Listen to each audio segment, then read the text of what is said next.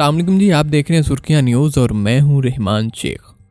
आज की बड़ी अहम खबर से आपको आगाह करेंगे। चेयरमैन पीसीबी उनके काफ़ी दिनों से उसके ऊपर काफ़ी बात की जा रही थी कि पीपल्स पार्टी और नून लीग के दरमियान काफ़ी ज़्यादा एक सर्द जंग और एक चपकलिश और बड़ी इन दोनों जमातों में एक गैप नज़र आ रहा था। एक जमात कह रही थी कि हमारा चेयरमैन लगे, दूसरी जमात चाह रही थी कि हमारा चेयरमैन लगे, क्योंकि खेलों की जो वजारत है वो पीपल्स पार्टी के पास थी और पीपल्स पार्टी चाहती थी कि पीसीबी का चेयरमैन है जो वो नामजद करें।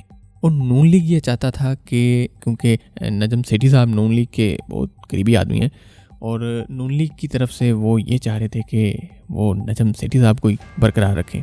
लेकिन खैर ये बड़ा मेरा ख्याल है छोटा मामला था और इन दोनों बड़ी जमातों का आपस में जो गठजोड़ है वो इस छोटे मामले पे आपस में कोई चपकलिश चाह नहीं रहे थे। और खैर मसला इन्होंने आपस का हल कर लिया है और वज़ीर-ए-आज़म शहबाज शरीफ साहब ने मंजूरी दे दी है दो बड़े नामों की, जिनमें से पहला नाम चौधरी ज़का अशरफ जो कि पहले भी साबका चेयरमैन रह चुके हैं और दूसरा नाम मुस्तफ़ा रामदे। ये दो नाम भेज दिए गए इनमें, अब देखते हैं जी क्या होता है क्या नहीं होता।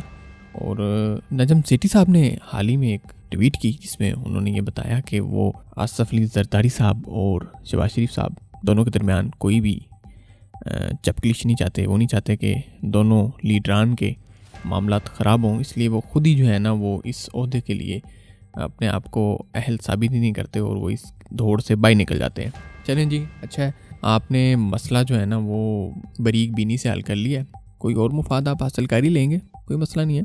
दूसरी बड़ी खबर यह है कि जी शॉन टाइट जो कि हमारे साबका फास्ट बॉलिंग कोच रह चुके हैं, उन्होंने नसीम शाह की बड़ी तारीफ़ की है, बड़े खुल के जो है ना वो उन्होंने नसीम शाह के टैलेंट को सराहा है। उनका कहना था कि वो एक बेशुमार जो है ना वो सलाहियतों वाले नौजवान क्रिकेटर हैं। उन्होंने आज तक कभी इतने कम उम्र क्रिकेटर को इतनी सलाहियतों के साथ बॉलिंग करवाते हुए नहीं देखा। वो क्योंकि एक तेज़ रिदम से भी गेंद फेंकते हैं और गेंद को रिवर्स स्विंग भी करना जानते हैं, इन स्विंग भी करना जानते हैं, पेस के साथ भी बॉलिंग करते हैं। तो शॉन टाइट ने उनकी बड़ी तारीफ़ की है जी। उन्होंने कहा इतनी कम उम्र में मैंने इससे बेहतरीन बॉलर आज तक कोई नहीं देखा, क्योंकि आप सभी वाकिफ़ हैं कि पाकिस्तान हमारा फास्ट बॉलर्स की सरजमीन अगर मैं कहूँ तो गलत साबित ना होगा। तो यहाँ पे उन्होंने कहा जी नसीम शाह इतनी कम उम्र में मैंने इससे बड़ा बॉलर कोई नहीं देखा। और जी नसीम शाह साहब की बड़ी खुल के तारीफ़ की है उन्होंने। इसके अलावा जो हमारे यहाँ श्रीलंका टेस्ट स्क्वाड का हिस्सा बने हैं नए खिलाड़ी आमिर जमाल साहब, उन्होंने ये एक बयान दिया बड़ा मोटिवेशनल है। जो स्ट्रगलर हैं अपनी लाइफ में उनके लिए एक बड़ा मोटिवेशनल बयान होगा। उनका कहना था कि जिस टीम के लिए वो नेट बॉलर के तौर पर आए थे इस स्क्वाड का वो हिस्सा बन गए आज। जी बहुत मुबारक हो आपको, आपका हार्डवर्क जो है ना वो रंग ले आया और वाकई बहुत बड़ी बात है कि आप एक नेट प्रैक्टिस के लिए आएँ और फिर उस टीम का आप हिस्सा बन जाएँ। कहाँ पे आप जस्ट एक गेंदें फेंकने वाले जो है ना वो प्लेयर्स को प्रैक्टिस करवाने वाले होते हैं, फिर आप उसी स्क्वाड का हिस्सा बने। उन्होंने कहा जी मैं बड़ा खुश हूँ। इस ज़ाहिर है आप खुश तो होते ही हैं और अगर श्रीलंका में उन्हें खिलाया भी गया, टीम में तो शामिल कर लिया गया 15 रुकनी स्क्वाड के साथ, अगर उनको खिलाया भी गया तो वो चाहते हैं कि वो ऐसी परफॉर्मेंस दें जिसके लिए जो है ना वो टीम को फ़ायदा हो। और उनका तो कहना यह है कि वो ऑलराउंडर परफॉर्मेंस देना चाहते हैं। अब देखते हैं जी उनको बॉलिंग के साथ बैटिंग में भी कोई कारकर्दगी सरअंजाम देते हैं या नहीं देते। उन्होंने मज़ीद मीडिया से जो है ना वो गुफ्तगू करते हुए ये कहा कि बड़ी मुस्बत सोच रखता हूँ मैं। वैसे मैंने इनका पहले भी जो है ना वो एक इंटरव्यू सुना था, उसमें जो है ना वो इन्होंने कहा कि मैं ये समझता हूँ कि क्योंकि शॉन टाइट ने भी उनको ये कहा था कि फ़ास्ट बॉलर का सिर्फ एटीट्यूड ही होता है, तो अगर वो एटीट्यूड बना लेना तो वो फास्ट बॉलर बन जाता है। और मैं इनको देखता हूँ कि एटीट्यूड तो भाई बड़ा है लड़के में।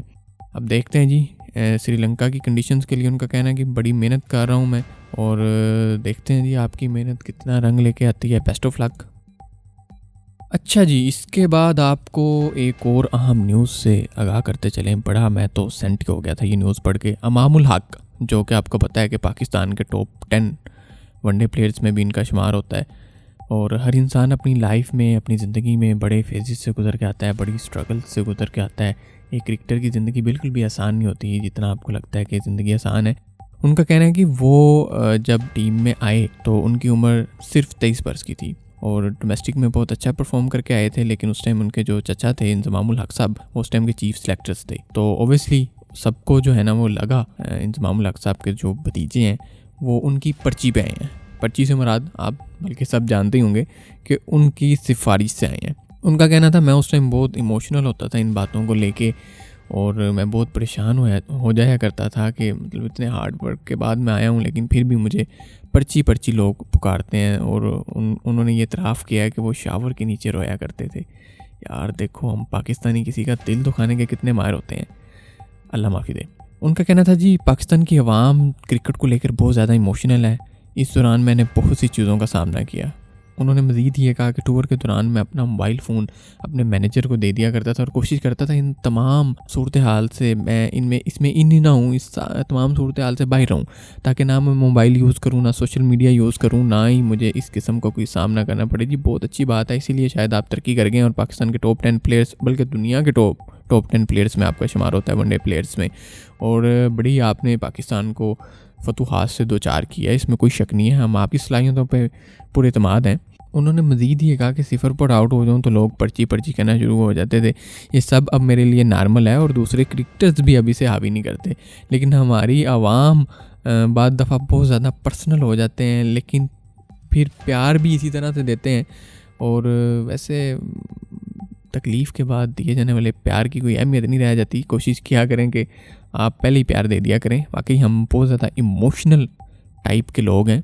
लेकिन बड़ा दुख दर्द वाला इन्होंने इंटरव्यू दिया है कि उनको जो है ना बहुत ज़्यादा हर्ट हुए वो इस चीज़ से। और ओबियसली बंदा जब अपनी मेहनत से आता है और उसे एक टैग लगा दिया जाता है पर्ची का, तो ओबियसली उसको दुख तो होता है। और मज़ीद उन्होंने जो है ना वो इस बारे में कहा कि बाबर आजम के साथ उनकी कोई चपकलिश नहीं है और वो अच्छे दोस्त हैं। अभी हाल ही में उन्होंने डिनर भी किया है, क्योंकि आजकल सुना ये जा रहा था कि बाबर आजम उनसे दूर हो गए और उनकी शायद दोस्ती में कोई फ़र्क नज़र आ गया। खैर, बातें करने में तो हम बड़े मसले होते हैं।